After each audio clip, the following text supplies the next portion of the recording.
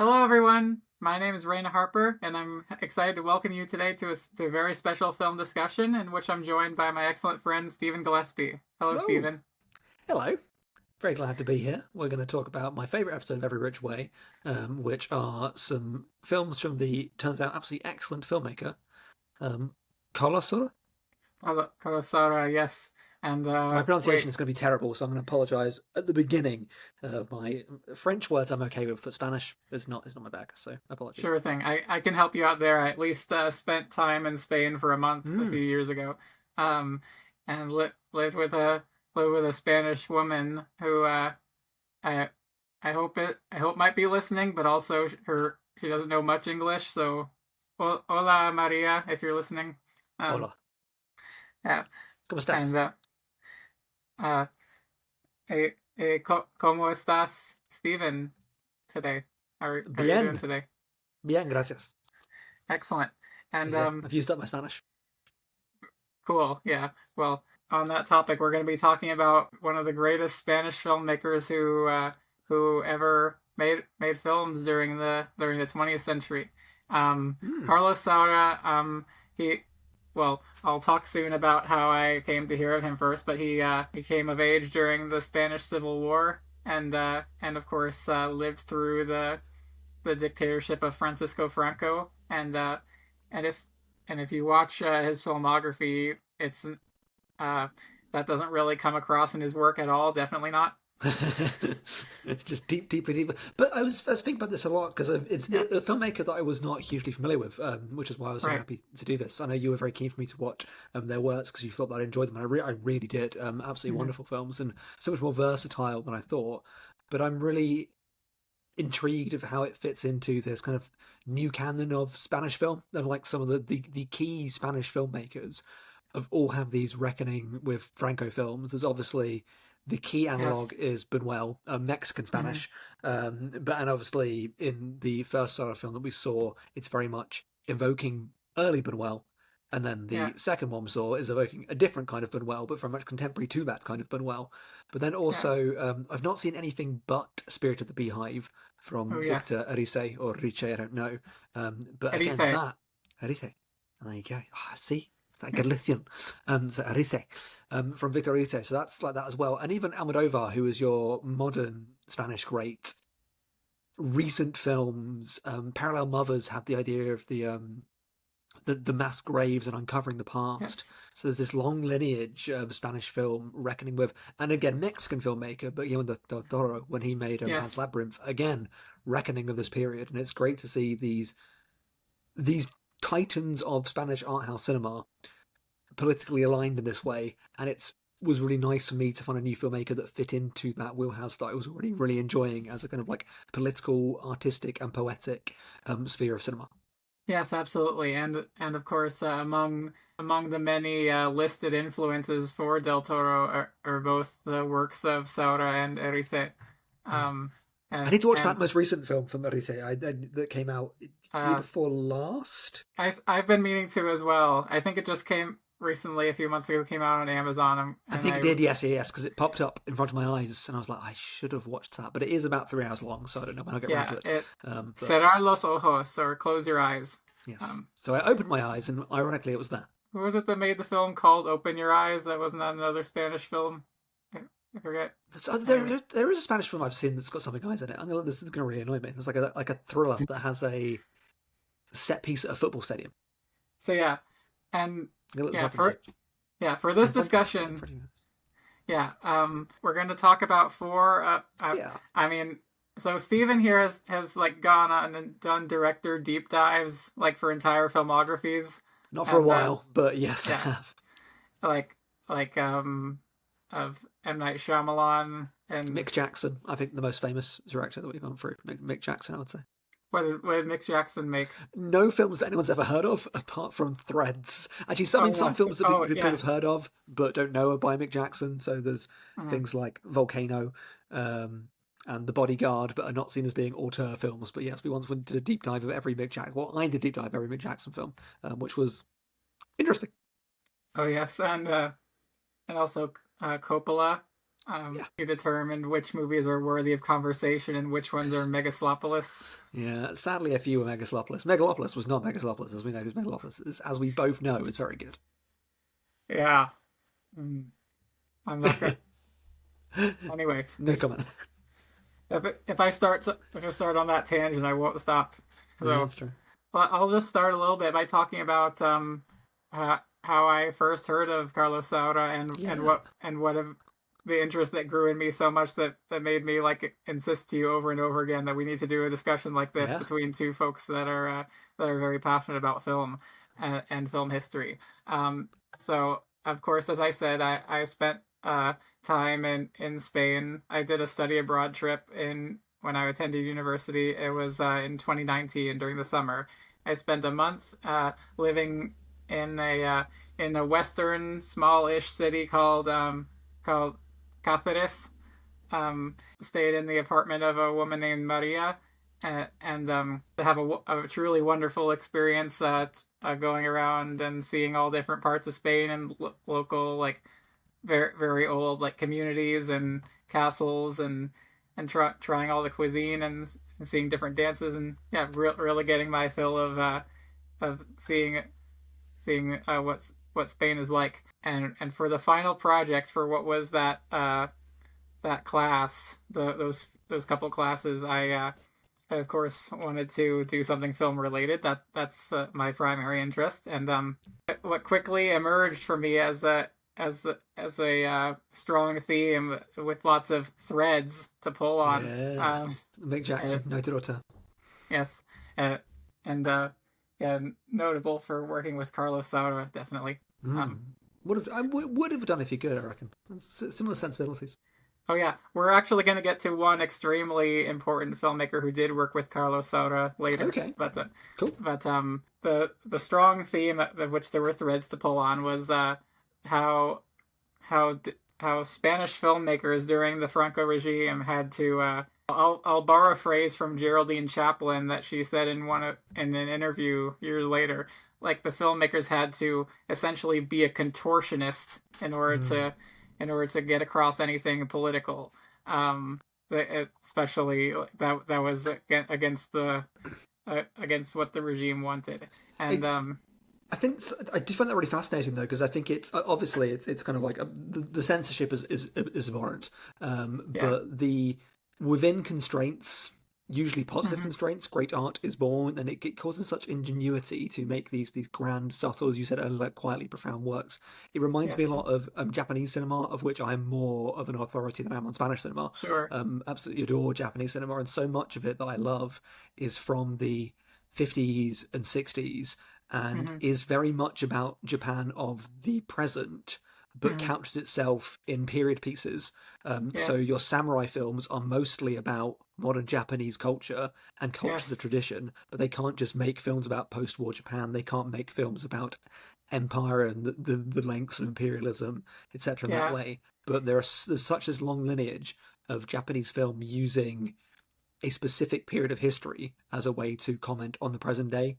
Because, I mean, yes, part of that comes from the occupation of America just after the Second World War, literally yes, saying you cannot put certain things in films, which is why hmm that even Kurosawa did not make samurai films for a while because he was not allowed to.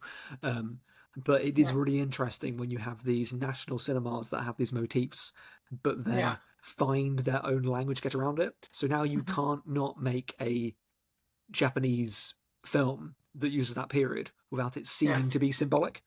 hmm People will always look. So you create this new semiotics, and it seems that Spanish film has that way of, and that's why the Almodovar films gain that kind of profundity and gain that kind of extra language because there is this new semiotics of Spanish cinema of having to be that contortionist, which is a great term to get around to speak about yes, Franco. It becomes embedded in the language of the cinema, and it makes for a national cinema that's much more fertile and much more interesting. yeah, and when Almodovar is coming into his own, of course Franco is no longer there by that point. There's a lot more, of course, freedom to express what he wanted to more openly. Not all of his works are to my taste. I mean, Like, I love Almodovar. I've seen all of his movies. I yeah, don't like all of them, but I've seen all of yeah, them, and I find him such a fascinating filmmaker. And those early films are a bit of a mixed bag. Some I think are absolutely spectacular. They're hmm all wonderfully provocative, and I really Yes. appreciate them for being provocative. And occasionally have conversations with people to explain that yes, this does feel really regressive now, and there are elements about this film that aren't deeply distasteful. But you've got to Hmm. think about the culture it was made out of not being allowed to Right. be a certain way, and it's this explosion of rebellious creativity. And I think it Hmm. makes more sense with the kind of restrained subtlety of the films we're going to talk about today. Although actually, that was the first film that is surprisingly unsubtle, and the last Yeah. film has Yeah. a different kind of subtlety. Those ones in the middle that really like play around with restrained messages. Hmm. Yeah. The last movie that we're gonna talk about, Deprisa, has loads of subtlety to it, like loads of like things that you can interpret. I've talked to some other folks about it, who saw things in it that I like never that never crossed my mind at all. I was Like really, we'll get to this later, but I was really taken. I think that potentially my favourite of the four films. I think oh partly because I sure, was so surprised by what it was. I was expecting, because I knew that Cría was the core film of this filmography, and yeah, therefore was looking upon it in my head as being definitional of, hmm, and I could kind of see it building to this point. In the end, all four films are really different stylistically, which I think is both a strength and arguably a weakness of the filmmaker, because I don't sure, think they are a great stylist, and I think that holds back sometimes from my particular hmm, taste in film. yeah, But it meant that I was so deeply, just from the very opening of Deprisa, I was like, this is we're robbing cars now, and then yeah, it being a youth disaffection film, which is one of my favorite genres of film, and it yeah, being one of the most sobering, really uncompromising versions of that, yet really yes, empathetic and soulful at the same time. It was really not what I expected. Really forceful, really like post Goddard, but then much more humanist and much less experimental for experiment's sake. But yeah, we'll get to that later. It was an absolutely yeah, fabulous film. yeah. And by the way, I want to say off the bat, spoilers for The Hunt, Peppermint Frappé, Yeah, Cría Cuervos, or as they called it in the English language world, Cría, Cría, uh, with an exclamation point, Cría. and Deprisa. Mm. So if you don't want to be spoiled for any of those movies, well, I'll put timestamps in the description of which ones we talk about, but and Though I feel would free to. say, of all four films, if you're particularly worried about, these are films where how it happens is so key, and you could go Yes, into all four of these films knowing the entire plot, and I mean, you would lose that sense of novelty, but you wouldn't lose any of the meaning or resonance, and actually, you might get more out of it at some point. They are not sure. about what happens; they are about ideas, and they are about characters, and they are about the you. Watching them is so core. You could have read about them and listened to talk about them, and you would still get a Mhm. really kind of rich experience of watching it. So don't be scared by the spectre of spoilers. For some Sure. films, do be. For these ones, don't worry about it. Listen, and you'd still really enjoy them. But watch them first because they're great. Yeah. To continue the path of like, so I decided to do the school project on several different Spanish films that were created under the censorship Yeah, of the regime, and the first one that I decided to watch and report on was, as you mentioned, The Spirit of the Beehive. which is an absolutely phenomenal film. Yes, and then the second, I of course reading through a bunch of like scholarly Yeah, yeah, articles and lists and critical analyses uh, and I tried to like land on three that were representative of what that era had to offer and the stylistic things it could offer. The second film that I chose was the Palme d'Or winning Viridiana by Luis Buñuel. which I know that you feel Um, strongly about. yeah, well, uh, I feel like I don't know. I felt very strongly at the time. I'll say, Yeah, strongly negative to the point where I was like, I don't. I hated that so much. I might as well just I considered at that point stopping at just two. I was like, yeah. this might be enough. I don't know if I want to do any more after that. But luckily I soldiered on and I put on Cría Cuervos third, released in 1976, and that and by the way, this doing this project was the reason I first signed up for the Criterion Channel, and still a customer since. Mm. What a great thing. Um, but yeah, I was like, wow, this is really good and really interesting. And at first, like that was my that was my reaction. And as you've written reviews for these already on Letterboxd, and I was I was a bad child and I peeked at them No, yeah, yeah, before. yeah. I wrote them with the knowledge that you would read them. If I didn't want you to read them, I would have not posted them yet. Yeah. But Uh, I, I was like, was it? Is this cheating? Was it before the discussion? But yeah, um, your reaction was much along the same lines. Like this is really good and interesting, and I think much like how we are with Viridiana between the two of us, I think the reaction is going to be like much more profound than my end, but on the opposite way because I have plenty of personal experiences that align with how mm. that movie shakes out. Because I'm gonna ask, is it kind of sad that this is that for a while that movie was like kind of was my personality, like my literally me I mean, movie. it doesn't surprise me though because it's such a well observed portrait of childhood. It's one of the best that I've seen in terms of, and just the childhood acting in it is phenomenal, and Yes. because it so leans into. Because though I don't, because this is my one critique of the film is I think it looks kind of prosaic. There is a kind of a Hmm. prosaic visual look to it that I don't find to be that moving. Sure. I think that's just cinematography. I think the direction is very strong. I think literally Hmm. the cinematography isn't great because direction in terms of the blocking, in terms of like in points how to tell with the camera and how to get performances out. Okay. It's there's a theatricality to it. I Yeah. think the direction is really good in that sense. Um, but it just captures the subjective lens of childhood so well, Yes. as in presenting the lived experience. And one of the things I love most about film and fiction in general is Hmm. retreating into the unreal to better convey the real. I mean, as you know, I watched the film Warfare recently that I absolutely despised Yeah. because it was so obsessed with this kind of like ersatz facsimile of truth, and it Hmm. wanted to show through objectivity. And Yeah. as Clear Cuervos shows, the best way to show truth is through subjectivity. None of us live objectively. We Hmm. are all in our own minds, and we see things as they Yes. appear to us. And that's why there is so much more truth and resonance and meaning in a film like that. And I'm not surprised that if there are things in your childhood that slightly link to what that film is going to, it's going to emotionally devastate you because it is so honest from a perspective point of view. Yes. Uh, yeah. It's profound, like already on a literal level, and that's before you even like from my perspective before even I had read into like all the symbolism that Mm. Saura intended that was there. Should we go into that now? I think we should go Yeah, chronologically. yeah. Let's go chronologically because I think there's a short conversation about the first two, and then there's two much more enriching conversations about the wonderful films at the end. Yes. But Yes. I think a quick visit to the Hunt, not to be Yes. confused with the Hunt or the Hunt Or the hunt. or the Hunt, and probably not even the Hunt either. There are so many films called The Hunt. I've seen three of them, and there are many Yeah. more. Yeah. It's like there being so many movies called Mother.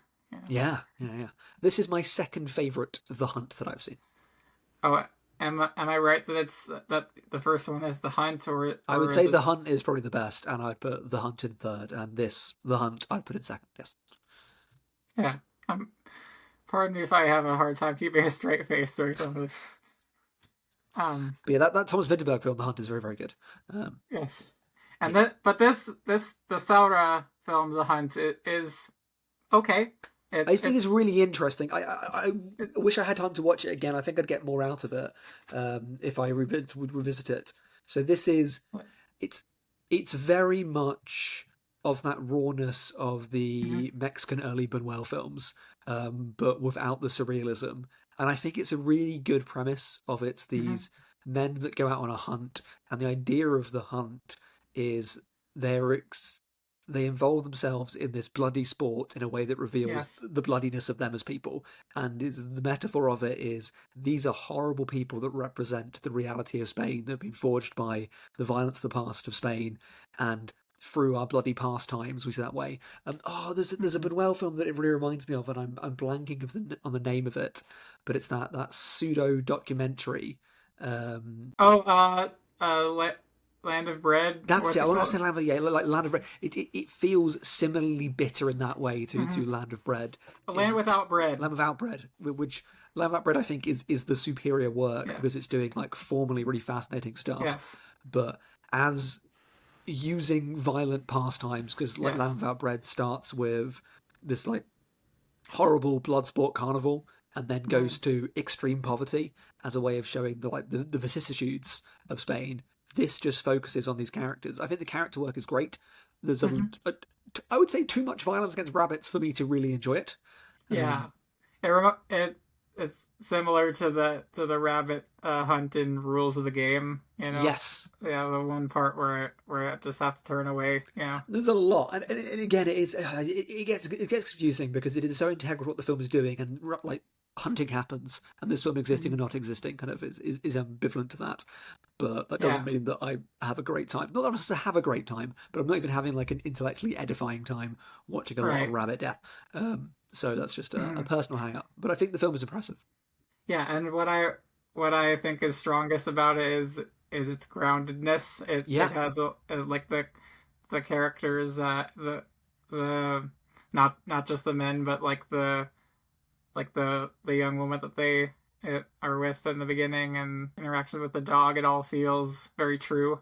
I think Uh, it's actually one of his most kind of like atmospheric works that I don't think mhm. is. It feels a bit more lived in. It's got a bit more of kind of like conventional cinematic to it. I mean, maybe that's the Yeah. black and white speaking and like it being very transportive to that particular time of cinema. And maybe I think it's because it is one of his more referential works, whereas the last two seem much more of their own thing. But yeah, very interesting to have watched. A good presentation of raw masculinity in its most Yes. negative sense, Hmm. and a good first step about being a film about interrogating latent violence in the Spanish psyche and how that links to the regime. Yes, exactly. There's a common theme with Saura's works, explored in a multitude of ways, is violence begets violence, Yeah, and trauma begets trauma. Say it.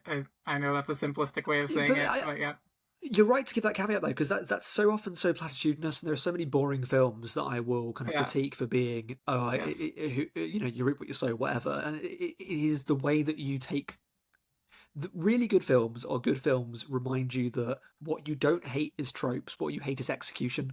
Because there are so Yes. many things where I go, oh, I just hate this trope, and it turns out, no, I hate the way this trope is done. And Hmm. you can, with obvious limits, you can make good films about most things because they're just good. It's Yeah. what you do with the ideas. Yeah. Exactly. And when it comes to making a first film, talk about like making it work with what you have. Yeah, Is yeah, it? yeah. It's like I I've got mean, 8 men in a desert. What can I do? Well, there goes my 8 men in a desert film. Let's go. yeah. So we've just got location that we can shoot in for free, Yeah, basically. And Red Letter Media in particular, like complain of like Rich Evans on Red Letter Media complaining about the Walking in the Woods film.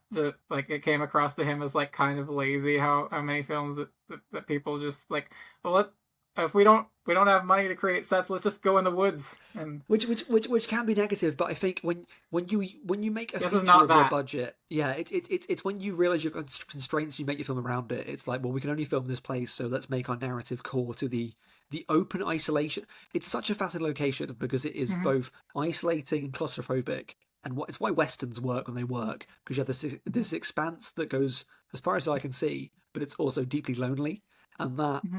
cinematic metaphor is so powerful, and it Yeah. works really well here for these men who are so on the open but are completely closed off. So as a Yes. geographical symbol, I think it's really strong. I just don't feel that the film itself is not as interesting as it could be, with Right. those ideas in play.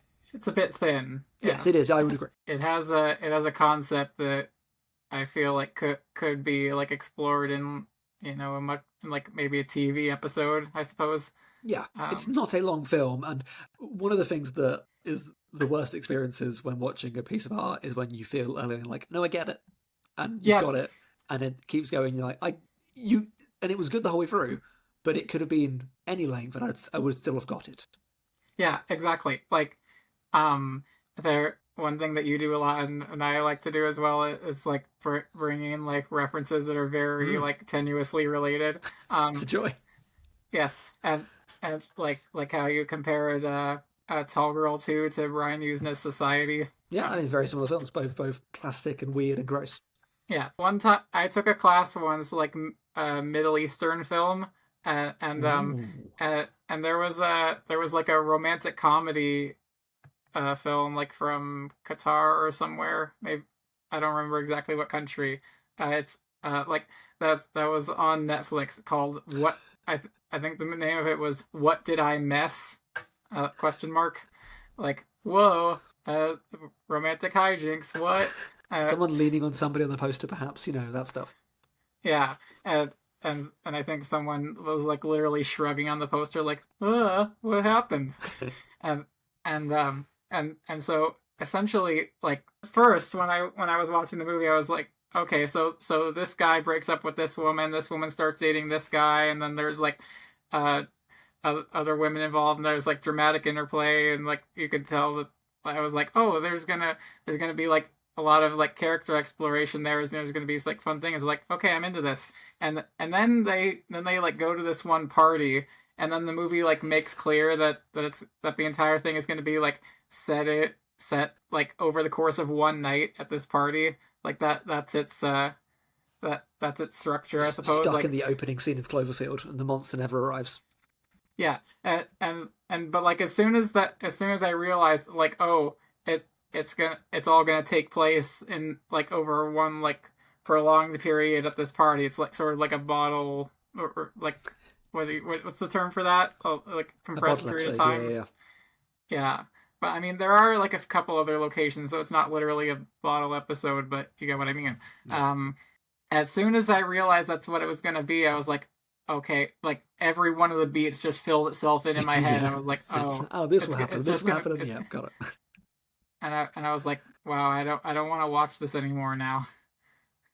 Not saying I felt that quite that way with this movie, but it was somewhat similar. Yeah, and it's you know what it's doing. There is obviously it needs to do what it's doing for that to make sense. But from the beginning, you know it's going to happen in a way that's intellectually satisfying, but not the greatest of films. So that is The Hunt. Yeah, it's yeah, and La it Casa. it it has the aspect of like just heat like bearing down and Mm. like driving emotions high. I like that element Oh about it. yeah, yeah. Hot cinema is a favorite. Like films that express, you talk about Japanese cinema, like Kurosawa's Stray Dog. Again, you're thinking of like these hot, sweaty movies. I like a hot, sweaty movie. Yeah, exactly. And after a hot, sweaty movie, you need what's really refreshing is a nice, sweet drink like a peppermint frappe. Yeah. So I was really excited about this segue. one.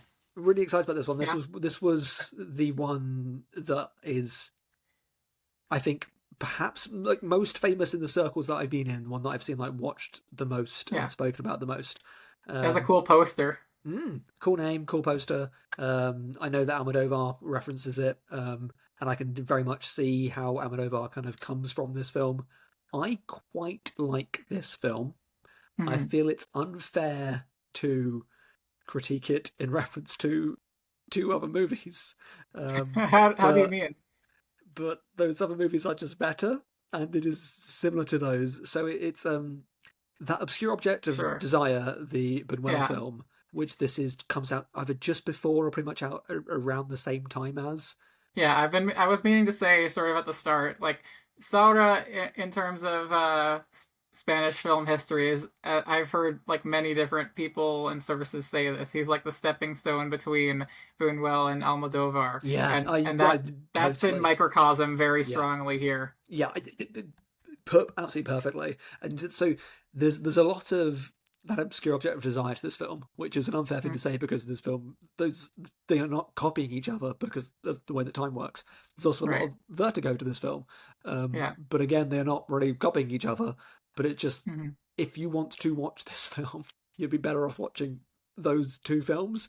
And I Which, think I figured out why exactly. In Vertigo, I haven't seen Obscure Object of Desire actually because well, you might be surprised to hear this, but after my experience with Viridian, I haven't been too keen to check out many other. Buñuel's really, I mean, there's a lot of Buñuel that I don't think you'd like, but Buñuel is a really varied filmmaker, and some of his stuff I think you would really enjoy, Sure, especially some of the more comedic stuff. But yeah, Obscure Object of Desire is a really good film. sure thing. I'll make that my next one of his to put on, but and when it comes to Vertigo, that movie, like, it spends time making its main character like likable and relatable outside of the whole like woman doppelganger thing beforehand. Mm. I think that's one strong element that I think lifts it. I think Vertigo's also better. I mean, unsurprisingly, Vertigo's very, very good. Yeah. People would say, but Vertigo, very, very good. But Vertigo Yeah. is very good at making it clear what it's building up to the whole time. Where Yeah. there's a bit of listlessness to the middle of Peppermint Frappé, where Hmm. you go, oh, that's kind of what's good. It loses. The hunt is it's kind of the opposite issue. The hunt is always what it is, and Hmm. kind of becomes frustratingly the only thing that it is. Whereas Peppermint Yeah. Frappe kind of loses itself in the middle and then comes back. The ending is absolutely brilliant, and the opening Hmm. is really fantastic. And this idea of I want this woman, I collect this woman, so I'm going to make this other woman into this woman. But Yeah. it doesn't. There's a point where it's not clear that's what it's doing for a while, and then it loops Yeah. back around to it to the end. So I feel those bookending moments are brilliant, and I Yeah. really love the main character as a Hmm. character of such an Sure. interesting. I love chiastic power structures in films, and a chiasmus Hmm. is when it shifts from one end to the other. So he's in power, then they're in power, and I love the interplay between him and is his assistant that he takes home. I've, I mean, sorry. names aside, so there's one woman that he's obsessed with, which is the Yeah. new wife of his friend, Yes. and he and his friend have an interesting kind of like old schoolboys relationship that sits well on screen and explores ideas of class and masculinity well. And he's obsessed with the young wife, and he has a subordinate at work. And because he is disempowered by this relationship with his friend, because he feels Hmm. emasculated by his friend, and because he can't get this woman in that way, and then they make jokes about him. He uses that. So I love all that power dynamic stuff. I think that's really really cool. Just like an American in Paris. Yeah. I like the character stuff in this one a lot. And there's a great scene partway through when they are there's like this like game they're playing and they're swinging and the camera work gets all Yes. really interesting. And there are a few moments where I go, "This is absolutely brilliant," and Hmm. there are other moments where I go, "I could be watching two other films that did this better." What I felt was like throughout it just feels like, oh, we're just a bunch of scenes of doing things. Yeah. There is a listless we just do stuff for a while, and there are some really good moments in that. I really like the Yes. extended scene with the rowing machine and the peppermint Yes. frappes. Of that scene is absolutely Hmm. there is not a film here that is wholly powerful. There is a really good dynamic and good idea, and I'm not sure that Saura really gets the narrative out of it to wrap Yeah. around that dynamic. Yeah. There's the bit I really like. Well, at least visually, the like looking at magnifying the eye, like the Yes, looking at the colors of the eye. Well, that's a neat like symbol. Is like there are a few Saura movies that I've been meaning to get to. One of them is called Los Ojos Vendados, or Blinded Eyes, and like the poster just has like two like giant pairs of eyeballs like framed by glasses.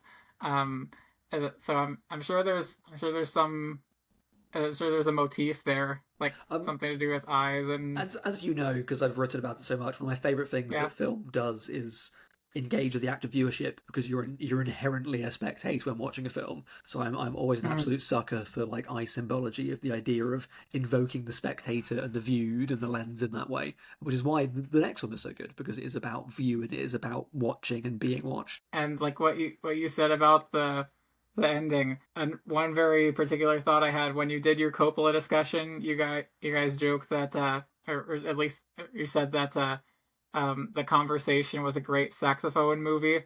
um Peppermint Frappe is a great drum movie. Yeah. Well, put it in the musical canon.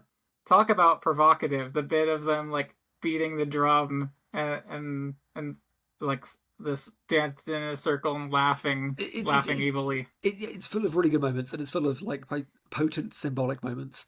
And I think it's somewhat okay when taken as a whole, but I think those moments Yeah. are really great. If anyone does consider it fair to like compare it to other works, it's like comparatively a bit flat, like maybe a bit half baked. You know why in particular, like compared to the next film that we're going to talk about, it feels half baked and I don't flat? know. Because they didn't add the baking soda. Hey. Ah, yes, the bacon. I really love that plot point in Cría, Cuervos. By the way, I think that's is so. It's such a to go what we said earlier. It's such a perfect childhood misunderstanding encapsulation moment, Yes. and because it allows you to work it out just a few steps ahead of the character, It's just Hmm. this wonderfully tragic moment, and it makes for the three of the most powerful scenes in the movie. I Yes. think when she thinks, and this is, I need to watch it again at some point because I think it is marvelous. I Hmm. think I'd like it even more if I watched it again. But the inherent tragedy in the grandmother scene of Yeah. when you Well, realize, well, oh, so can we just give this a proper introduction yeah, yeah, first, yeah, no, actually? sorry, yeah, yeah. Um, so Cría Cuervos was made in 1976, and it was one of the first things you'll see about this movie is that it was Saura made it when Francisco Franco was on his deathbed, Yes, essentially. and yeah, and therefore you have a character that has died slash dying in the past that is so clearly fashioned The as a represent military dictator, could not be more Yes, a military dictator, and then has a presence throughout the rest of the film, and it becomes an aftermath film of what happens when the patriarch dies, and eh, what does that do to who a the culture? who the main character specifically calls out as the reason for all bad things. Yeah, Yeah. yeah, yeah, yeah. Uh, yeah. The um. So it's a story of a child, a young girl named Anna, played by Anna Torrent, the who was the child star of Spirit of the Beehive as well. And She's just amazing. She's absolutely amazing. yes, if you were to ask me who my favorite child actor is, I think Anna Yeah, yeah. I Torrent think would. yeah, probably. Yeah, she's absolutely Mhm. astonishing in conveying the idea of childhood so naturally and so brilliantly. It's so difficult watching. Through stoicism Mm. for the most part. And through Um, sensible dialogue as well. It's such a performance, kind of like physical performance heavy role that she does her. this is another platitude that people say a lot, but her face says so much It, without saying anything. it's one of those. She's got a silent film face. She's got the kind of like the Drea Yes, Joan of as Arc style look. It's eyes. She's got great.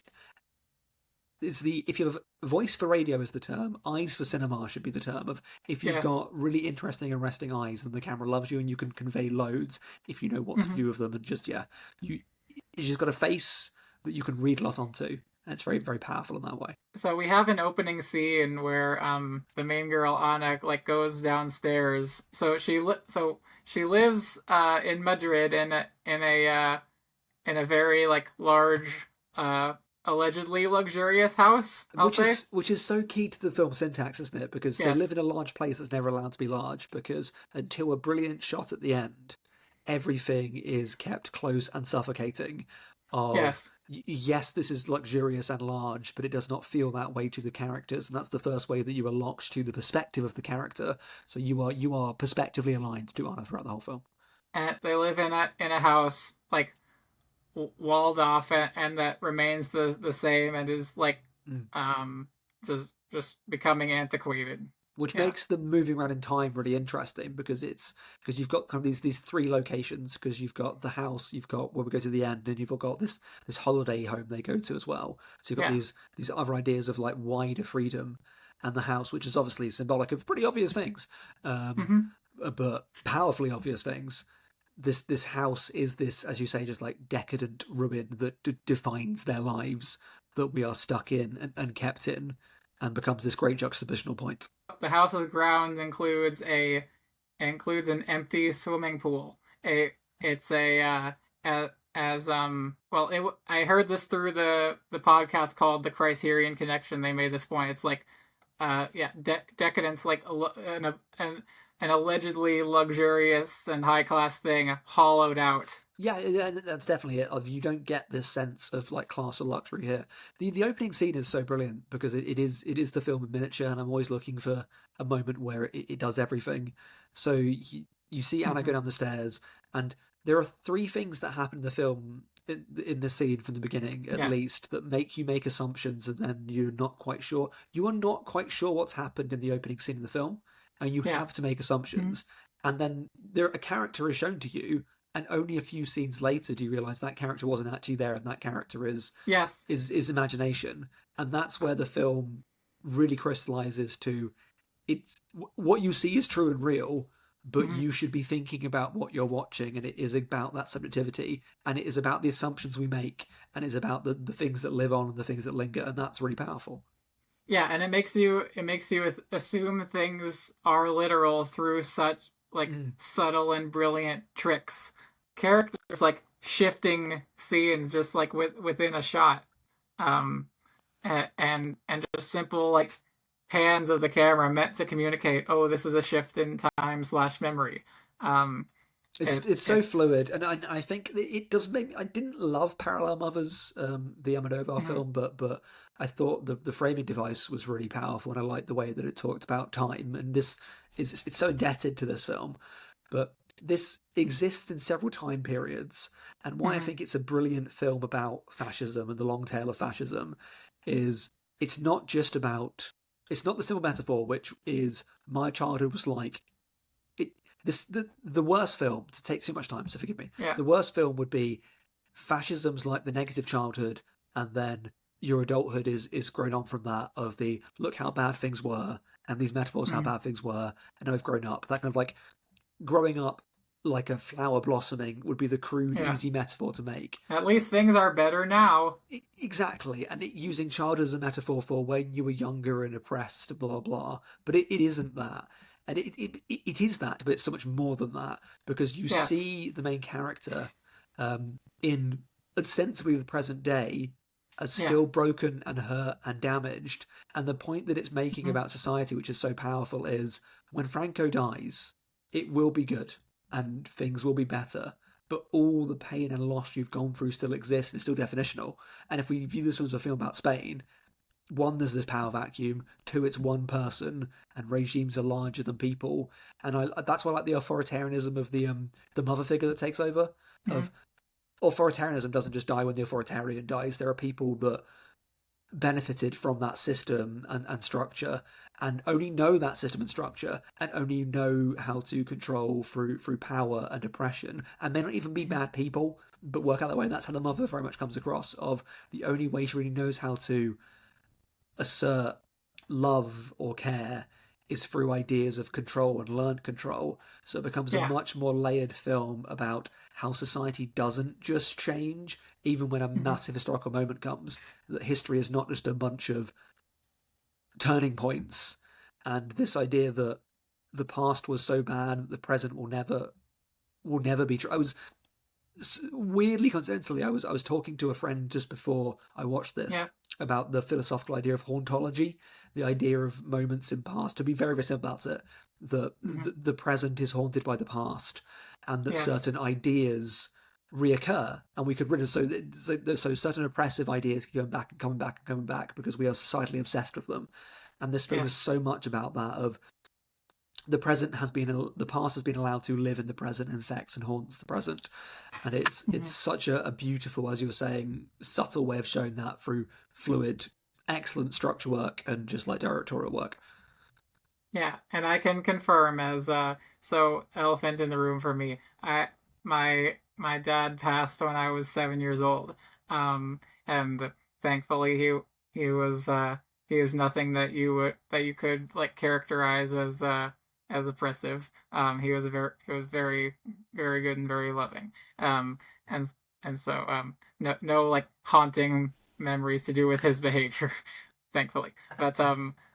Uh but it well like so so Sauda like uses all like plenty of like symbolic tricks to to show like to to represent like aspects of like how a country like attempts to like a country that was stunted in its Mm. development Yeah, through it's really well put.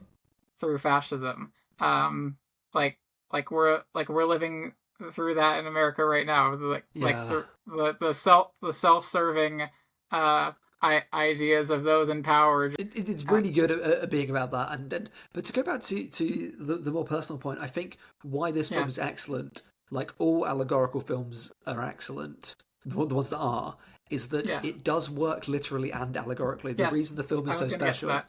is because it's a beautiful drama. It's a beautiful human drama that even if you knew nothing about the Francoist kind of like wrappings of it, and I really truly believe, in most cases, because there are exceptions, allegorical Yeah, films need to if they want to actually comment on society and feel true, they need to contain truth and verisimilitude. So you need to actually Yes. ground your allegory in the real. Otherwise, you're just commenting on theory, and that's why this Mhm. film is excellent, because it Yeah. so truly evokes real life characters, childhood, resonant themes, and like even like the idea of the death of the father. Like you know that this is a definitional person in this character's life, and that sense of loss Yeah. is there, and those emotions are secured and so well conveyed. And that is why the metaphor works, the allegory works, because it feels real, so therefore it can speak to reality. Yes, it works perfectly on the surface, Mm. and I can speak to that. A large part of what makes up Anna, the our main character as a child, is like not taught to comprehend what death means. Yeah, Um, and so as we see later on, she watched her mother slowly die, yeah. and we can infer that she wasn't like in a proper family environment to like that would teach her like this is what happened, that this is what death means.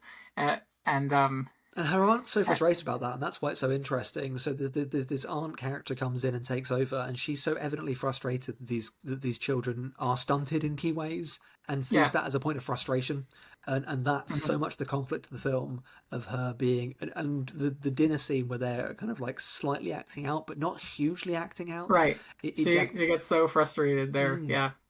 But see, the death point's really interesting that you made there, because one of a scene that I did not think was key when I was watching it, but now thinking back to talk about her lack of understanding of death is the guinea pig, of when Yes. the guinea pig is obviously dying and her line is something like, "Oh no, I can fix it," and then she Hmm. immediately cannot. And then it just cuts to guinea pig is dead. But that's such a wonderful moment of this character being like, "No, I'll be fine. I can do this," because they Right. don't have that understanding. Yeah, you've made loads of great points. I'd love to like properly address each of them in turn. So just to start like sort of with the first one chronologically, her treatment of the death of the father. Mm.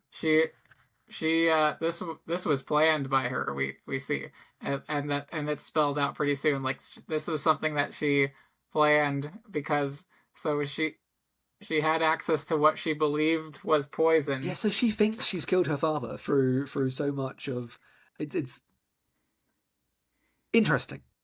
Yes. So so she goes down and she like the movie presents it as like, oh, she's going downstairs and probably just go Yeah, get a like glass of milk or yeah, something. yeah. I've woken up in the night, so I've come downstairs, gonna get myself a drink, etc., etc.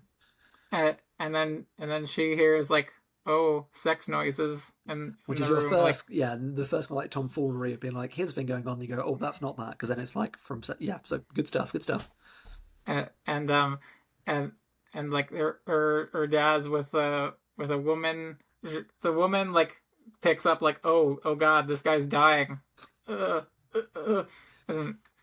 and Grabs a bag and she leaves, as you yeah, do. grabs a bag of reeds and and like takes a good look at Anna like, someone witnessed me being here. That's a key moment, I think, as you said with Every Which Way. It's a key detail. Mm.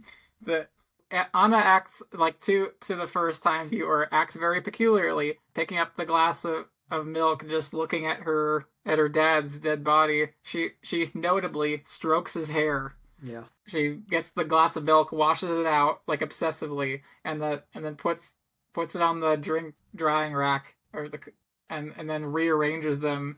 Like it'll be less suspicious if this one was put Well, there most recently. Blah blah. but your original reading of the film is what you've seen so often is the character can't deal with tragic things, so continues with normality. Is the Mm-hmm. initial way of reading it? You're like, oh, she doesn't know how to deal with this moment, so she's just going through the motions as if things were Yeah, normal, and then yeah, later you that realize, happens. That no, happens. We move on. We just move on from that a little bit, and then they're getting ready for the wake and all, yeah, and and during this part when the so Anna she has an older sister Irene and a younger sister Maite, and they're being cared for now by their maid uh who's Rosa. great, love her, Yeah, but quite possibly the best character. she's so um great. and then Aunt Paulina is there, and oh wait, and then oh, right after the whole like washing the glass thing, her mother comes in and is like, "Oh, you're having a bad dream. You can't sleep, huh? Well, I'll comfort you a little bit. You know, a little scene like that." And then it happens again. And when they're getting ready for the wake, like the mom comes in like, "Let me comb her hair, and here, I'll comb it up nice for you, and why don't you give me a little kiss?" And I'll bring in a note that Geraldine Chaplin said. Actually, she said like, she mentioned like, if you were to black the screen at that moment, you could take the audio out of context as being like erotic. But that's what she said about it. Like, why don't you sit like that and give me a little kiss? One like that. And now kiss me like in the movies. And I'll bring in another note that I don't know if we've delved into this properly. Geraldine Chaplin was like, through being she got involved with Saura first when they made Peppermint Frappé, Yeah. and she sort of became his artistic muse for a while. If you want to describe it that way, a romantic / artistic partnership for a while. And she said like, all the other actresses were green with envy when I got to go home with the director at the end of the night, and then we got to talk about all sorts of creative things like, "Ooh, wouldn't it be great if that was like that?" and blah blah blah.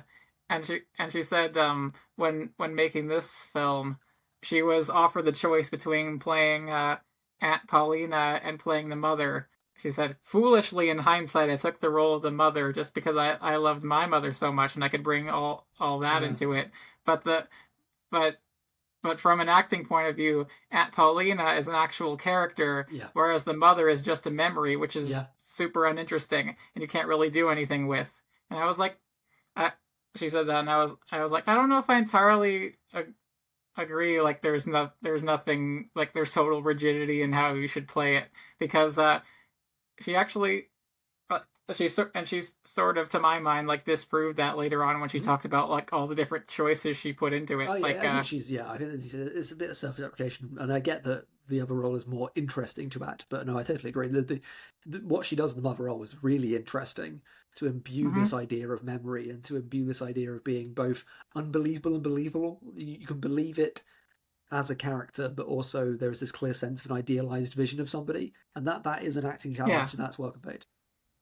yeah, like like you get the sense like when so it's made clear that all the scenes with the mother, like, being around for the basically, I think essentially all the mother's scenes in the movie are just memories filtered through Anna's Yeah, hazy uh experience.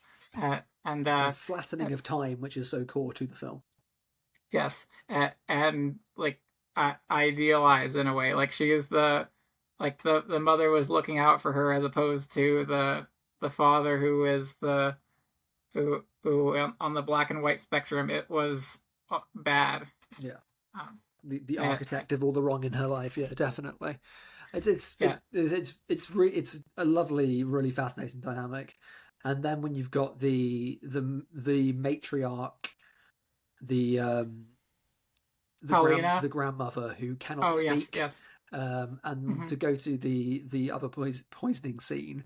So Mm-hmm. to go back to the beginning, it turns Yeah, out she's washing it out because she thinks there's been put poison in it, and it's yeah, a poisoning because her mother told her about this amazing poison, but it was just an imaginary game, and that actual poison is just baking powder, so it doesn't do yeah. anything. And she's speaking to her grandmother about saying, "I've got this poison and it can take you away," and it's so heartbreaking because Mm-hmm. her grandmother's just like can't speak, and then there's so much to unpack, and it's And I won't like, unpack too much of you it. get a sense that she is like, "Oh, that it's a miserable existence I Yeah, live. I could be taken out of yeah, it." Yeah. release me, yeah, from this, just because again, it's so it is, one could critique the depiction of age and disability, but it is still an Mm-hmm. interesting point of view, and it's still a true point of view. If she is physically restricted again, and mentally restricted, whilst also being Yes. restricted into this house. So there are these levels and levels of restriction, and then she's offered this kind of like way out. And then when she realizes it's just baking powder, she's just no. But obviously, Yeah, Anna interprets it as the opposite way round of she was interested in theory, and then when reality came, she dived away, but actually she was interested in the reality, and what she's given is merely theory. yeah. And that's really tragic. In the naivety of being a child, she was just her mom gave her this So baking yeah, just give soda you or some poison. whatever, I'll give you some perfect and poison. wait, and here, could you throw this away? Wait, is it poison? And then the mom does what parents do, like intends as just a little fun thing of like, Yeah. oh yes, it actually is poison. Gotta get rid of it. Uh, but Anna, in her naivety, wholeheartedly believes it, and and and then But that's that not national knowing what death portrait stuff, means. isn't it? Of like how ideas fester and linger and overtake, which becomes a political point and becomes like a portrait of Spain of like toxic ideas and mistruths Mhm. and fallacies that get embedded into society and then become definitional.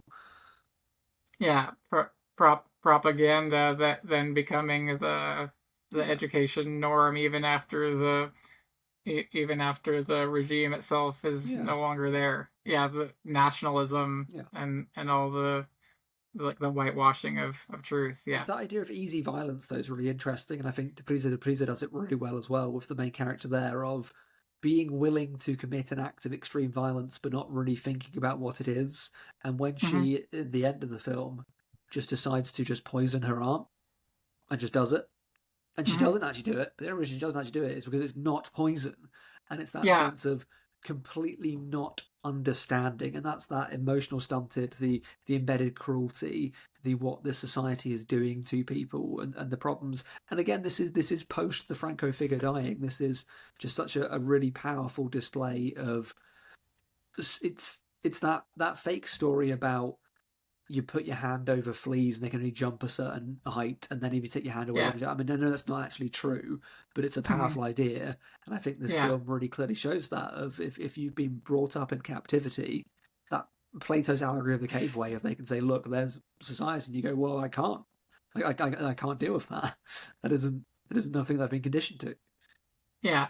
Uh, it's yeah. You talk about like being be being raised in captivity and like I think there's so much nuance to the way in which the aunt tries to go in, and like she's dealt a very difficult hand, Yes. like suddenly having to raise three children in addition to taking care of the grandma. Like there's the line where the aunt says like, oh yes, myself and your grandma here will be taking care of you, and I was like, no, Yeah. it's you taking care of all four of them, But that's actually. so interesting, isn't it? Because it's why I like the art performance, the art character, is Yes. because we never see who she is. We just see her trying on different roles because she is trying to work out how she can be and who she should be. And the only most honest way we see of her is with her romantic entanglement with that soldier. And even in that we Yes. see her playing a role and wanting to kind of fit in. If she is just sifting through potential personalities in a way to try and command the situation. And the film is so much about the unspoken, unknown things that we don't articulate to each other of like the ghost of the past in that way, and there's another very powerful way that is kind of like put to the fore, Yeah. Like the like we've talked about the extent to which Anna idealizes her mother. as the But maid does as well, though, which is really interesting. yeah, but oh boy, I want to finish my point before I say anything else. The the the moment and like we really get the sense as well that well, the mother definitely wasn't a perfect person either. Mm. Like the essentially well, I'll start with the dinner scene. So like the aunt makes a good point of like, wait, you never learned table manners? Like that's just a sort of foundational basic thing. Uh, but on the opposite side of that, the aunt is like, oh, it's like she's always like dressed to the nines, Yeah, like wearing nice necklaces and jackets and things, and she's all about keeping up appearances, and and it says something like, well, she clearly was a woman who like socially thrived Yeah. during the Franco That's regime. what I That was says going to say, something. isn't it? Yeah, it's that politeness of fascism, of Yeah, the the complicity of the upper class. yeah. Yeah.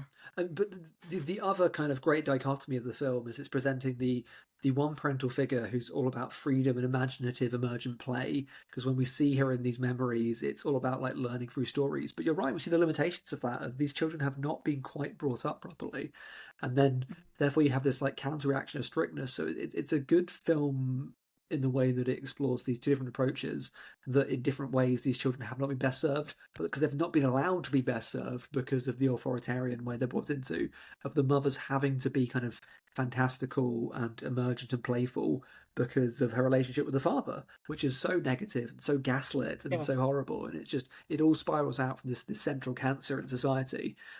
Yeah.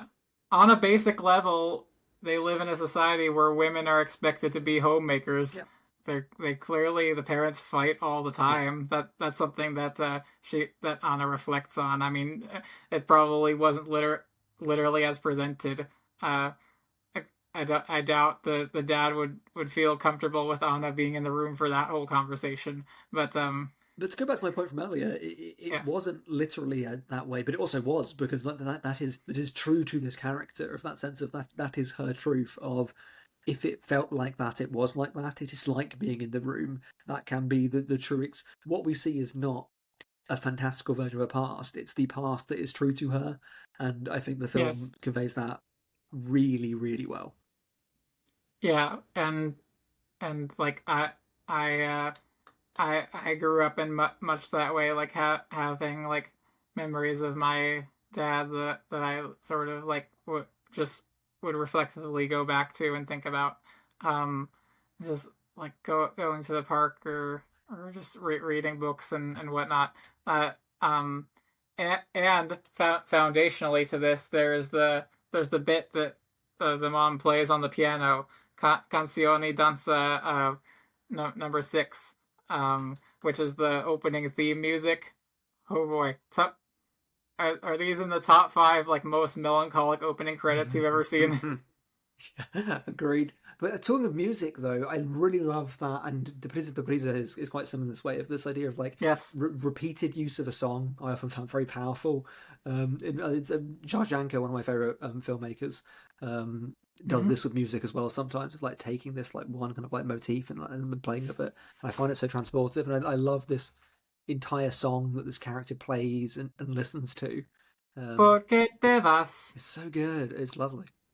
I was tempted to start this whole thing off by just me singing that, or singing like a parody version of like Stephen and Raina talk about some Saura movies, like that. It's a lovely song. I've been listening to it. It's just and it's so nostalgically fits the moment. It's just they've just found the perfect music, and I do love just scenes of just characters just expressing themselves as music plays, which the next Yes, film is a lot of that.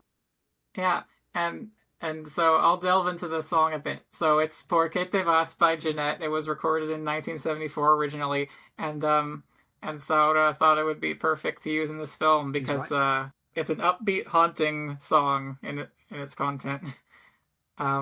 Like talking about like crying because someone has left you, uh, through through passing, and it's an earworm, isn't it? That's fantastic. I absolutely loved it. Boom, ticka, boom, dim, boom, yes, and here's the picture of me with Jeanette Uh, after a concert. Um, very very cool. that was on my bucket list, you know, Yeah. as it just and it was all through this movie starting out my fascination with Jeanette. I've listened to Brilliant. most of her music now, and so it's incredible. She's a real talent. She started off like as in her teenage years with a group called Picnic, singing a song called the big hit from her that era was called Cállate Niña. Uh, Cállate niña, no llores más. Na, na, na, na. And it's very that one's a very soothing one. But yeah, loads of loads of great songs and loads of like big hits on the Spanish charts, and it's perfect to represent uh nostalgia, I suppose. Hmm. Um, and it, like as you said, it takes on different connotations when it's played at different moments. Yeah. It's and it's what one that you can like. It's like a comfort song that like amplifies like whatever you need to feel, I suppose. Yeah. Uh, sure, we all have those. Yeah. So I thank you for sharing this with me. I thought it was really, really wonderful. So thank you very much.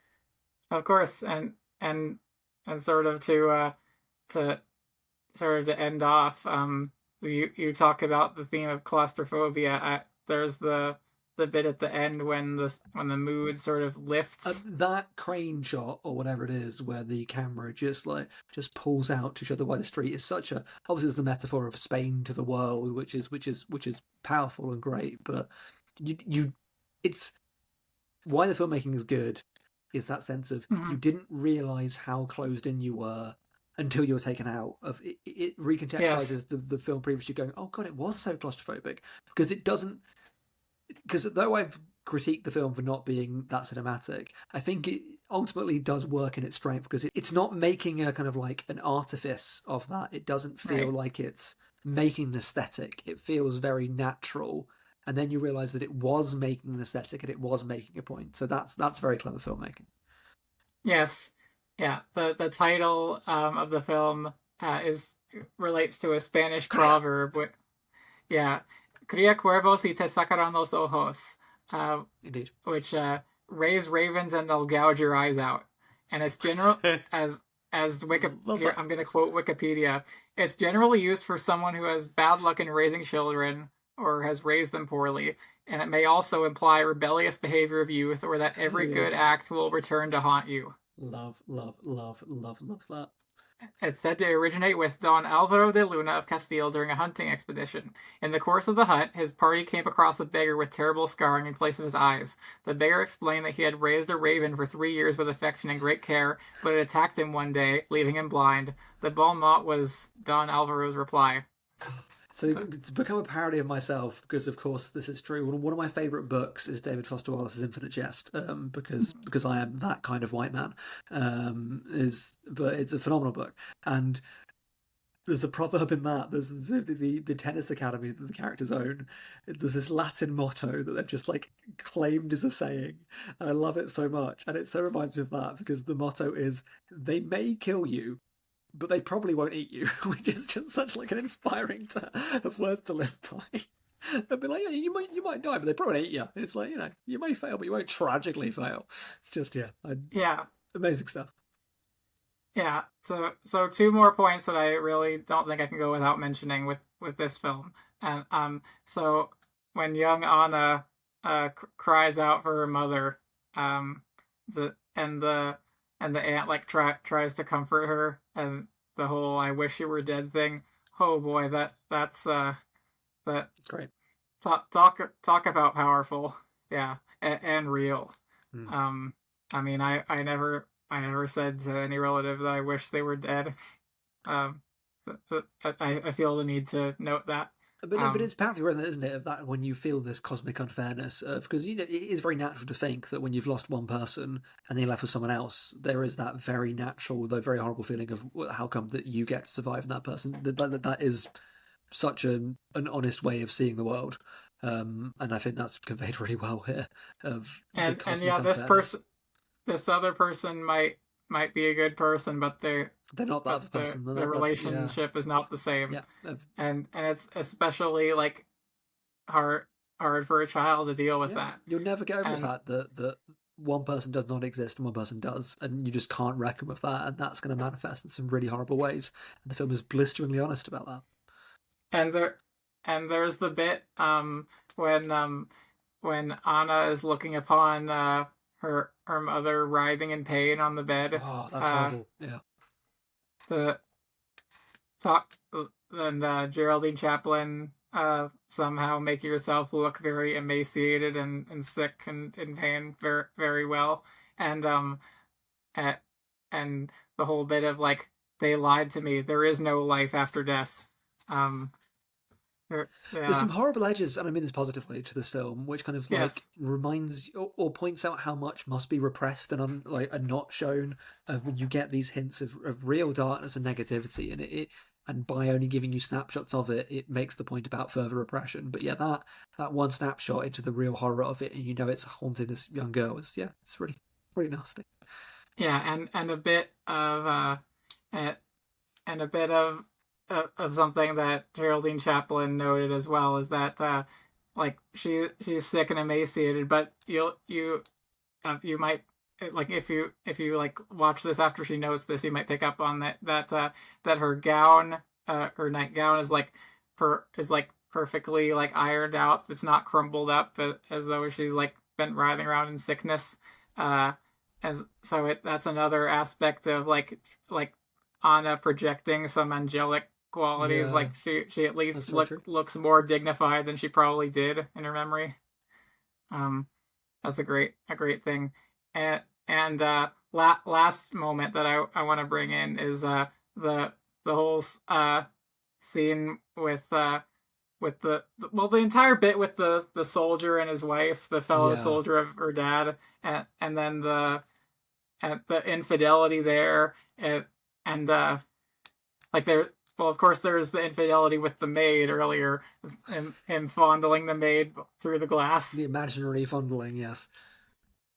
And and then and then there's of course the the dad cheating on the mom with the soldier friend's wife, Yeah. and that and then the and then the aunt sort of ha, the soldier friend cheating on his own wife with the aunt. Yeah, uh, Man, adults suck, am I right? that is true. That is true.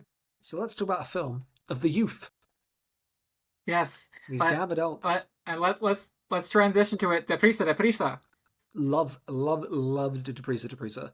And as Yes. alluded to earlier, just was not expecting this just caustic youth disaffection film Mm-hmm. with this great Spanish pop music, but great pop music soundtrack that propels it. It feels so he is older at this point, but it's got Yeah. young filmmaker energy. It feels so in tune. And I watched the film Kids recently, and I did not like it Well, at all. what's that movie about? Or Um, when's it from? from the 90s. It's one of these very famous, provocative films, and it's about Sure. the kids, the kids, and the kids are really messed up, and it's this kind of How unflinching do you do, look at fellow kids? it's this unflinching look at horrible kids being horrible kids and doing stuff, and it's supposed to be all real, but it feels deeply contrived. But it also just feels just deeply unempathetic. And you Yeah. go, well, you could have also focused on adults, and they also do horrible things. You're just picking on the kids, Yeah. at a You point. know, Errol Morris's Gates of Heaven. Yes, Um, the so Errol Morris said years later that he hired a video like the camera operator for to work on to shoot the material, and he and the camera operator had a giant argument because the this this guy that he hired like insisted on shooting it entirely like handheld, and like he was like, well, it's only real if it's handheld. If you lock it down, that makes it artificial, something like that. That's how he characterized it, and Errol Morris was like, no, that like just whether the camera is like moving around or standing still, that doesn't affect the subject matter yeah. or make it more or less true. Larry Clark's Kids is Um, very much aligned to the kind of like the syntax of and it is influential for like how a certain type of independent film looks. But yes, yeah, very much of the old like handheld grittiness, and it has a grittiness to production that is impressive, but it just hates kids, and kind of yeah, wants you to hate kids.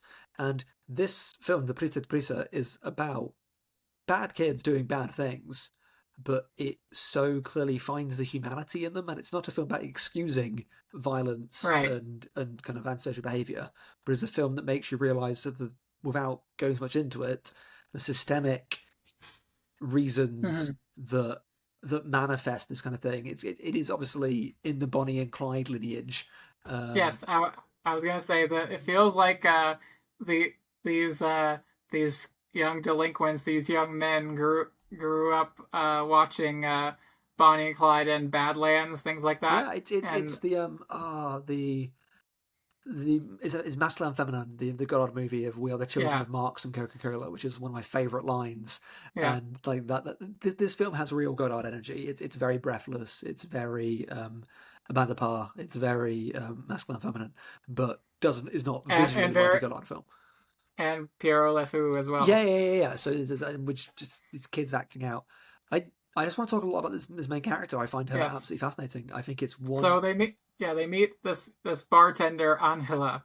Um, but from barista to bank robber. She's great. I've actually drawn her. So That's very good. thank you so much. Um, yeah, I feel the need to say that starting off, they not only are these non-professional people playing these roles, the all the main guys in the film are actual like young delinquents. Um, And it sells eh, it. There's a real authenticity to this film, but Angela is yes, she's so brilliant, and the mhm, presentation of gender in this film I find so fascinating because it's yes, so atypical to what you'd expect. It really kind of like breaks through certain ideas about the way that women are and the way that men are, that it's expands the film to be about different constrictions. That it's not just yeah, it about the follows. man's holding you down. It's about ideas of gender are holding you down. Ideas of like what of age are holding you down. It's awesome. Another thing that was present a little bit in Cría Cuervos, like the whole bit with the kids dancing and like playing dress up. Yeah, yeah, yeah. Um, that's followed through here. Let's talk about the iconic mustache. Oh, I love that because it's so obviously just like this lady with this mustache, and it's like even so obvious because everyone else covers their face entirely, and she's just wearing glasses and a mustache, and it's like, well, it's pretty obvious, like but it's again, it's that Judith Butler idea, isn't it, of like the performativity of gender. If she feels so empowered in this masculine Yeah. mode, um, and I Mm-hmm. think the best scene in this, the most chilling, horrible scene, is when they Mm-hmm. can drive off and get away, and she decides they should turn around, and she just shoots somebody, and it's Yes. the most chilling, inhuman, amoral moment you've seen, and Yes. the gendered optics are fascinating. She was just brought it like very shortly ago. Like all these guys who have been doing this presumably for years Yeah, are like, yeah, we found a pretty girl, and yeah, she's sort of into this idea of like living the criminal life. Let's bring her along in a heist, and then she acts the most bloodthirsty yeah. out of all of them first time. It, it's very striking, and like the the whole bit of she like even in that situation, she feel the well the whole feeling the need to cover for like, oh, she only shot him in the legs or something. Yeah, it is Uh, what I really like about the film, and I wrote about this briefly in my review of one of the cleverest things is about people who are living their lives very cinematically in a film that isn't itself yes, cinematic.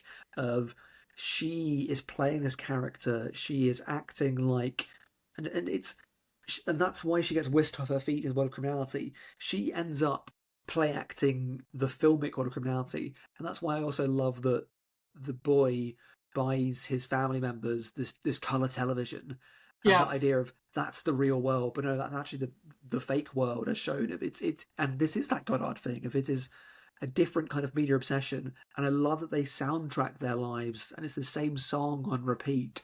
Of they are living out as if they are being watched, but the the film same that's two or three actually songs. yeah, but the film that's actually watching them is so not the kind of film that they are acting out their lives as. This is such a distance, unglamorized, matter of fact Mm-hmm. production, and they are living Yes. out a crime film.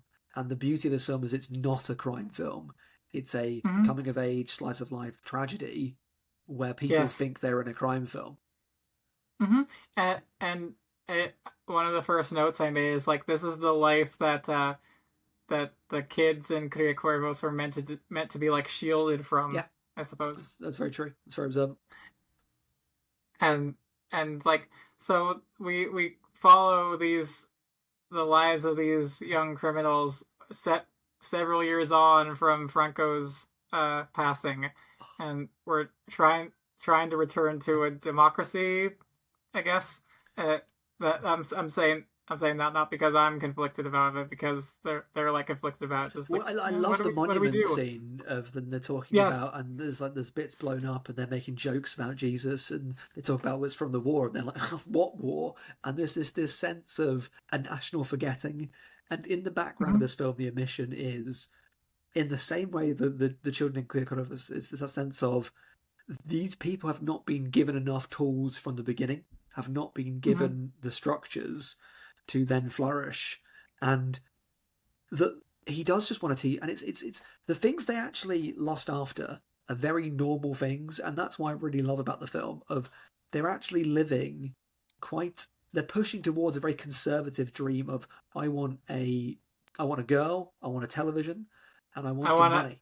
I want a house. Yeah, I want a nice and car. he talks about that, and it's so great. They're actually chasing anything that any kind of like conservative figure is chasing, but the only way they can get that is through a conservative's nightmare, and that's such a potent systemic critique of these people want Yes, what you want, but it's been taken from them, or that thing they want is actually it's not.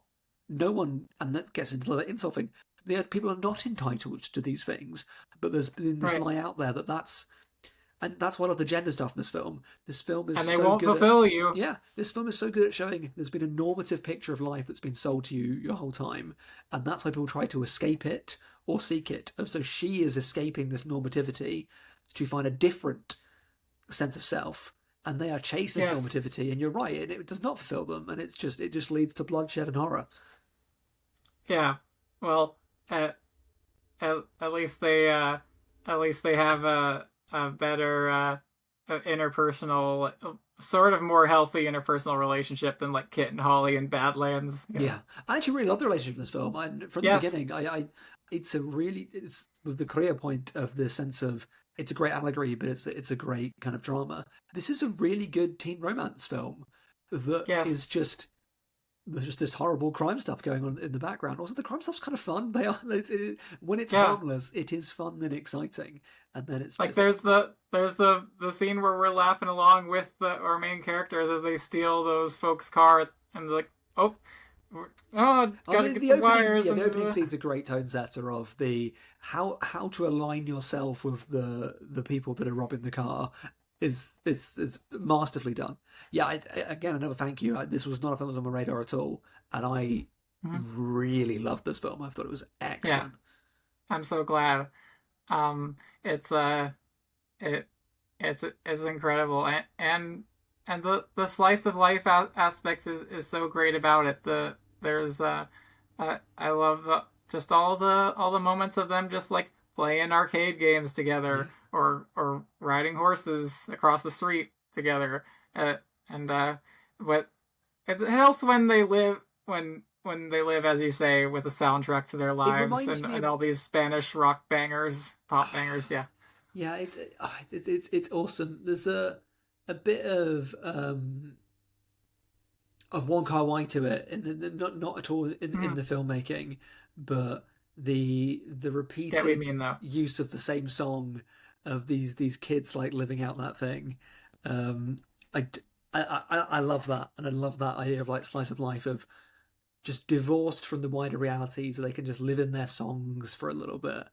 Um, And they drive their stolen car to the beach, yeah, and we're just drinking and looking at the waves, and yeah, yeah, that's awesome. I, I mean yeah they they're sort of like picking up on the truth of things, like the joy of life is the journey. Just Yeah, try and like fulfill yourself along the way without all these material things. That's not what's gonna fulfill you. But but uh, and and they're taught to but as you say they're taught to achieve a better life through ill-gotten yeah. gains. One of the I don't recall exactly who said this. I didn't write it. I'm so bad with names of anything. I will never remember a character's name in anything. Well, I mean exactly like who was involved that said this, but like the characters like they have and this is a very true thing of like you could like if you want that nice car, you could work for years to try and earn the money to buy it, but is is there a guarantee that even if you Yeah. do work hard that you'll get anywhere close to Yeah. that? And also, No. why would you? It's that sense of this is so within their reach, and there's just the lack of supervision is really interesting. It's a film that works in the mind so well because what's not in it is so important. Of when you really think about the emissions, and this is why this and Cría are the perfect kind of like accompaniments because they are both Hmm. powerful films of emissions. The things that are not in the film defining what's in the film. Yes, exactly. And did you pick up on like the sort of a banner slash sign that was that like when the film like shows the train going past and it pans past this one neighborhood, there's like the sign that says like a saying in Spanish. It says los vecinos de la colonia no pedimos por piedad sino por justicia, which means this neighborhood does not ask for mercy, only justice. Yeah, Um, there's a few bits when like wider politics comes in as well, isn't there? Of like just like watching things on the news, and yeah, so there's great. Both these last two films I need to watch again at some point to get more out of them because they are special. a lot of like personal things that could go like well things that like once you think back on them like will influence like how you think about like seeing all the subtleties that are there like one of there was someone I know I showed this to who picked up on the idea like oh is Angela starting to wear like more loose and like relaxing clothes because she's pregnant like um like I mean, there's nothing to dispute that. It could be the case. I don't know. Also, there's a bit that you talk about the repetition of songs. Like the character Sebas actually comments I on know it. I Like love that scene this so song much, again. and he's just like it's great music. I'm gonna keep playing it, and I was like, yeah, it's great. Actually, keep going. Yeah, yeah, and and uh and, and there's like bits that seem like improvised. There's like the bit with the pouring of the alcohol. Like, oh, how long is it gonna take to pour the alcohol? But and then cheers to our health and to our long lasting relationship. We'll be together forever. Yeah, Mm. sure you Yeah, will. well, I guess they were in a way because well, I guess for him it was his always because yeah, spoilers, he dies. So So yeah, all the guys die, yeah, but Angela gets to make her way off into the which night is a with cool money. ending. It's just yeah, you go on. Good, a real good for her classic. Good for her. Yes, it it have you seen Victoria, the I 2015 haven't. No, that's film? the one shot one, isn't it? Yeah. The simulator one shot. But Uh, no, I've never got to seeing it. I should do. So the first time I watched this movie, I was looking at the Wikipedia page after, and and for some reason, like the last line of the Wikipedia plot summary said like the 2015 film Victoria homages the end of this film, and and and but they like provided no source. I think, It's just one person went, "Oh, there's a similarity here." I'm gonna put that on Wikipedia. yeah, and and so like I saw that I was like, huh. And so that was the only reason I went and watched Victoria after, like at some point after, Well, I'm like that was my first time hearing of it. yeah. But yeah, and so later when I go back to the Wikipedia article of Deprisa to check on that reference is gone. But, so Of some course. some some uh some judicious editors removed that, I guess. You know how strict they are on Wikipedia. Mhm. Um, they they don't want any nonsense getting in No, there. just AI summaries. Well, this was before that. So, Yeah. but yeah, what do you think of the bank robbery sequence at the end? It's just it's why I like this film so much. It's kind of like to take us away from the hunt of this idea of I knew what was going to happen in this film. I knew the ways that things going to break bad, but the ways that things do break bad are really, really interesting. Of it's this just inevitable was going to happen, but it's so just scrappy and depressing. But yeah, so I love the way this film fell apart so brilliantly at the end. Hmm. It has an ending that reminds me of the Last Picture Show. Yes, Just like, I agree. oh, just left on my own, I guess. Yeah, And it's the film Straight Time as well was a film that came to mind for me in terms of like really interesting kind of like message films that fit into a genre structure, and you're like, well, I know what's going to happen here, and it's going to be bad, but it was going to be bad from the beginning, and that's because of systems and structures. yeah, uh, there's an irony in the woman who like calls the police to report the robbery, and she gets hit by the police gunfire in the Yeah. phone booth. Yeah. Uh, there's the bit of the helicopter shot of the police cars coming in to surround Mecca, Yeah. in the junkyard or wherever. Um, I love that. That was so cool. Like from the point of view of a police helicopter, yeah, and it makes sense. Like yeah, and the bit like he gets shot, but our characters don't know this for a while. Like Angela has to hear it on the news. Um, Yeah. it, it's I really felt for her at the end, and and then there's the bit with the sequence with the doctor coming in that she tries to like bribe to Yeah. get him to like not report them and but like help them anyway, and there's the bit where he says like this is a bullet wound. I don't know if you know how serious this is. I have said this before to some other folks, but like if this were an American movie, she would have like held a gun to his head and said, "Well, you're about to know how serious this is if you don't do whatever you can to save his life." I'm sure you realize that. Oh yeah, this doctor's not gonna come back. Did you feel that? It's the kind of sober tragedy at the end. I think is really good. Of just her thinking she's got options, but really knowing that she's like running out of options. And Mm-hmm. then the film ends in an open-ended way, but actually it's a very closed ending if you know exactly what's going to happen. And I really like that. It's that sense of the film kind of just like ends slightly before the actual end, and by leaving that negative space, it's very powerful. Yeah.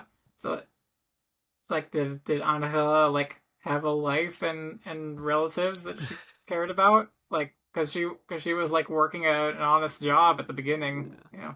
yeah. But yeah, And great stuff.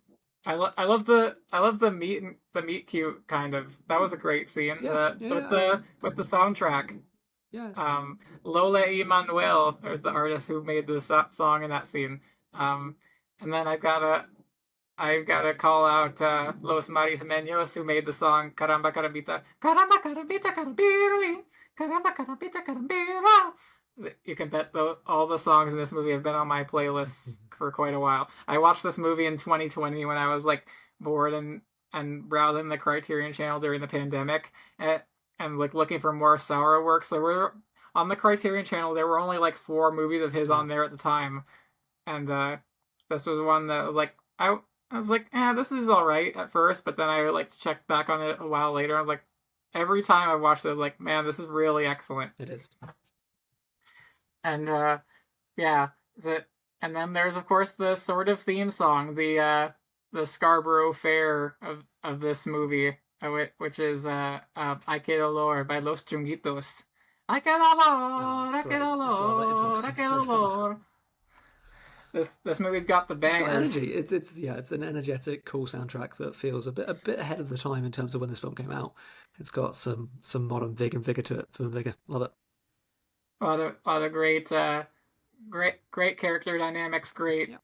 great natural feel to it, Just and superb. yeah, and yeah, unfortunately, like the they like well the Bertha Sequeamos, the lady who played Angela, she never acted again. Yeah, I saw She that. sort of faded faded into the background afterwards, and but one of the guys, I think the guy who played Pablo, it was later passed away in prison of a heroin overdose. Uh, Yeah. but well, Speaks to the urgency and relevance of the film, though one would wish it didn't have to. yeah, well, yeah, got it speaks to the truthfulness of Yeah. what Saura tried to do. What was the cinema called Kinky, which is a nickname that some of its creators didn't like at all. The folks who make like the petty thief cinema, like this was Oh an yeah, yeah. entry in a whole like sort of subgenre of the time. Uh, they were stories of crime, drugs, and love that triumphed in the late 70s and early 80s, and almost always pulled non-professional actors directly picked up from the streets. They were not visual prodigies, and they did not have round scripts either, but with their mixture of tragedy, lumpen, sex, and honor, they're among the most effective and successful films that Spanish cinema has given and have reached over time the status of social radiography of that suburb that power forgot. But it describes the style very nicely, and yeah. So yeah, that's Deprisa, Deprisa. Yeah. What a great film. Yeah, and that brings us around very, very nicely. So yeah, 4 really interesting films, 2 absolutely fantastic films. Yeah, so I made a tier ranking system for us to put these films on. I think we'll go in turn with each of the 4. So I'll read off the tiers. So the top tier is called. Well, so I made these as puns on Carlos Saura movie names. The top one is Película Vida Mía, or The Movie Is My Life. That's S tier. Fruit from the Garden of Earthly Delights is A tier. Sweet Like a Peppermint Frappé is B tier. Tango Your Way Through It is C tier. Want to Get Through It, Deprisa Deprisa, or Fast Fast is D tier. And then I'd Rather Have Ravens Peck Out My Eyes is F tier. So you can start, Stephen. What tier of those would you put The Hunt on? The Hunt is C tier. Tango Your Way Through It. Yeah, I'll tango away for it. All right, I would put it on. I think I agree. Yeah. Tango Your Way Through It. Tango with The Hunt. What tier would you put Peppermint Frappé? What's the on? one above that? Is that the Peppermint Frappé one above that? Yes. Yeah, because yeah. It's sweet like a peppermint frappe. I think, yeah, it's spot on. Hopefully with less poison. Yeah.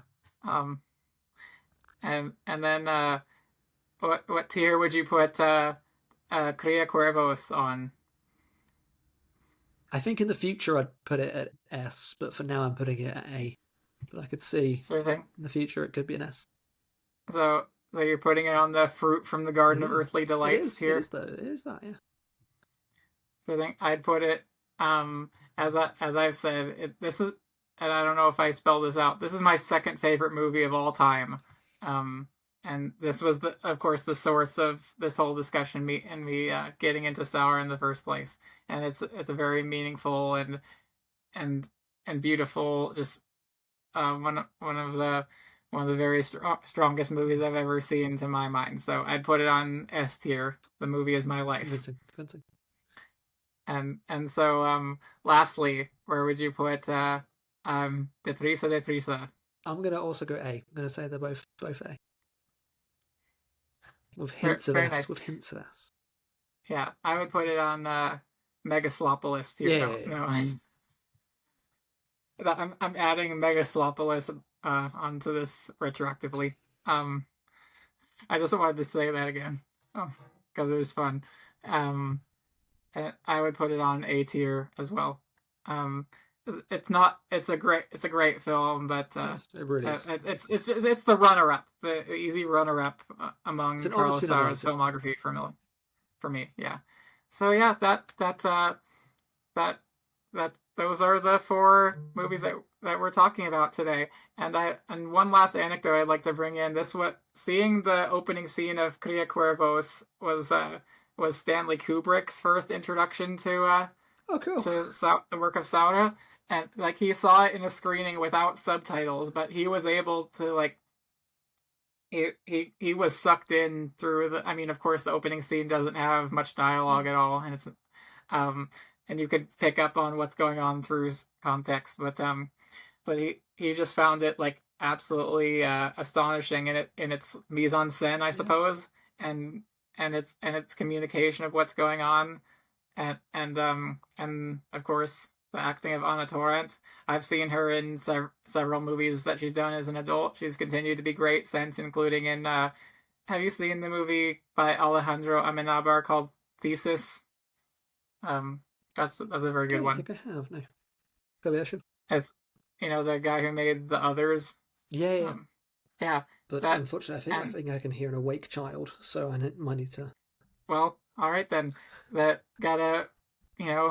don't want to raise ravens or something. And any final morals that you've taken from this experience? All my morals have been put out earlier. So thank you so much. Yeah, it was great to be with you, You Stephen, too. and this was a truly edifying and beautiful and enriching experience to chat about these films with you, and loads to take in. Even like of course, these films, like, they're very different in style, and of course not all of them are perfect. There are some even that I like that he's made that I like less than these, but they are very individual. They all Yeah. come from a singular and very talented voice. And rest in peace to Carlos Saura. He just passed away in 2023. So we salute a great and talented and important filmmaker. Godspeed to you, Carlos Saura, wherever your soul has gone. Thank you so much, Stephen. Thank you. And do you want to say best magical wishes or something? I don't know. Best magical wishes to all. Best magical wishes. Bye. Bye.